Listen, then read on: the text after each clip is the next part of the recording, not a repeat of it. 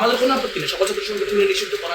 আজকে এমন অবস্থা যে শিবিরের বিরোধিতা করলে তার বিরুদ্ধে গোটা অনলাইন ইনফ্রাস্ট্রাকচার নেমে যাচ্ছে। আজকে রাত্রেও তাদের সাথে আমার টক শো আছে, আমার টক শোর সাথে এটার পার্থক্য হচ্ছে আমি তো শিবিরের কাজের দায় নিল না, আজকে এই মিটিং করে এসে সে কালকে আবার আপনার হচ্ছে এই গুপ্তবৃত্তি করবে, তখন সারা দেশের মানুষ বলবে যে আচ্ছা এই যে শিবিরের সাথে মিলে গুপ্তবৃত্তির জন্য তারা পারমিশন দিয়ে আসছে।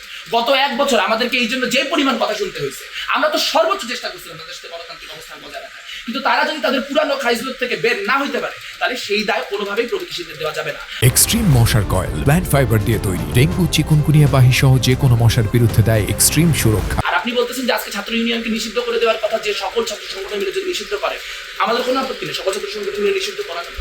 এটা কোনো ছাত্র সংগঠন অন্য ছাত্র সংগঠনকে নিষিদ্ধ করার পক্ষে থাকে, এটা বেসিক সায়েন্স। কারণ আপনি জানেন যে কালকে আপনাকে নিষিদ্ধ করা হলে, আজকে আমাকে নিষিদ্ধ করা হলে কালকে আপনাকে করা যেতে পারে। কমরেড মাইন আহমেদ যেটি বলে গেলেন সেটা এখানে খুব গুরুত্বপূর্ণ, যেটা একটা ঐতিহাসিক কনটেক্সট আছে। আমাদেরকে বারবার করে বোঝানো হচ্ছে শিবির যেন খুব নর্মালাইজ ছিল, আওয়ামী লীগ আমলে তাকে নর্মালাইজেশন নষ্ট করে দেওয়া হয়েছে, কাজেই এটা একটা ফ্যাসিজমের একটা চক্রান্ত, এটা আওয়ামী লীগের একটা চক্রান্ত।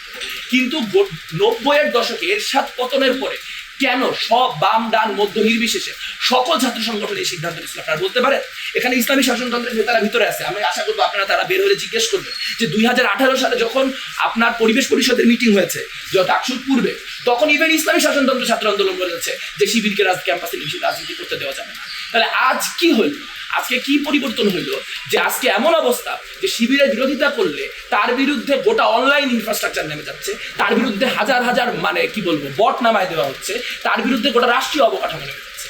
এভাবে করে যারা বৈপ্লবিক শক্তি, যারা গণতন্ত্রের শক্তি, তাদেরকে কখনোই আপনি আটকাইতে পারবেন না। এবং আমাদের যে প্রতিরোধ, সেই প্রতিরোধ জারি থাকবে।